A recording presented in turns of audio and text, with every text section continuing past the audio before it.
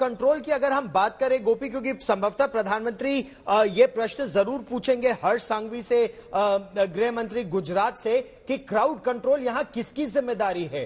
तो क्या पिछले 24 घंटों में यह पता चल पाया है कि अगर इस ब्रिज पर एक समय 20 से 25 से अधिक लोग नहीं होने चाहिए, ज्यादा से ज्यादा 50 लोग, तो इस पर 300 से ज्यादा लोग क्यों थे? किसकी कोताही, किसकी लापरवाही? देखिए, ये कोताही, ये लापरवाही जो है, देखिए ये पूरा का पूरा जो ब्रिज है, इसका मेंटेनेंस का जो काम है वो ओरेवा कंपनी को दे। जी,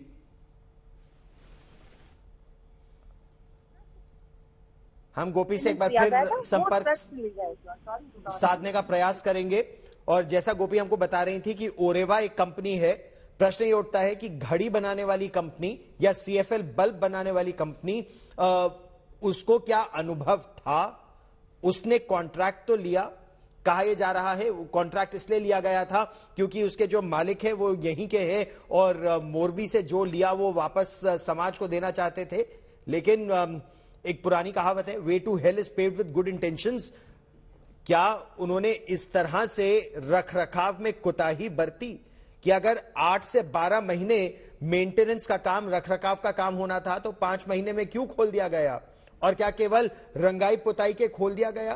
क्या यह देखा गया कि नहीं कि वो तार ये लोड ले सकता है कि नहीं?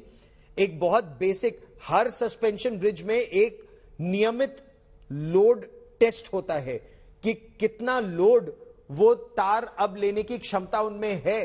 क्या वो लोड टेस्ट किया गया था? और ये लोड टेस्ट बहुत ही प्रशिक्षित अनुभवी कंपनियां करती हैं जो इस तरह के काम में इंगेज्ड है। तो क्या उन्हीं को कॉन्ट्रैक्ट दिया गया था? ऐसे कई प्रश्न हैं। या ये 2 करोड़ रुपए का खर्च केवल पेंट में ही खर्च कर दिया गया? पुरानी जंग लगी तार ही वहां पर लटक रहे थे।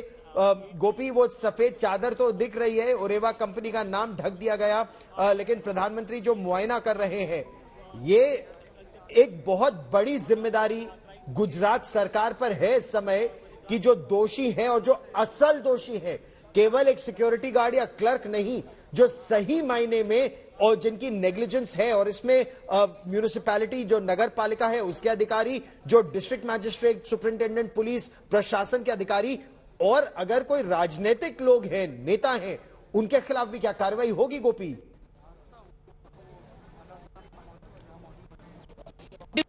लोग उम्मीद कर रहे हैं कि जो भी दोषी है उनके खिलाफ सख्त करें।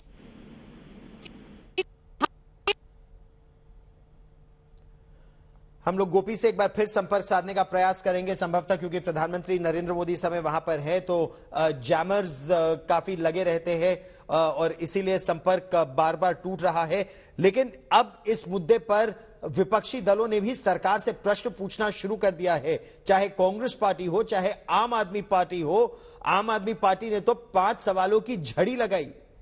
आम आदमी पार्टी ने यह प्रश्न पूछा कि घड़ी और बल्ब बनाने वाली कंपनी को यह कॉन्ट्रैक्ट आखिर क्यों दिया गया? प्रश्न यह भी पूछा जा रहा है कि बिना टेंडर इस कंपनी को यह कॉन्ट्रैक्ट क्यों दिया गया? और जब 8 से 12 महीने यहां रखरखाव का काम होना था, मेंटेनेंस का काम होना था, तो केवल 5 महीने में क्यों खोल दिया गया? और वो भी बिना एनओसी लिए। और एफआईआर में ओरेवा कंपनी का नाम क्यों नहीं है?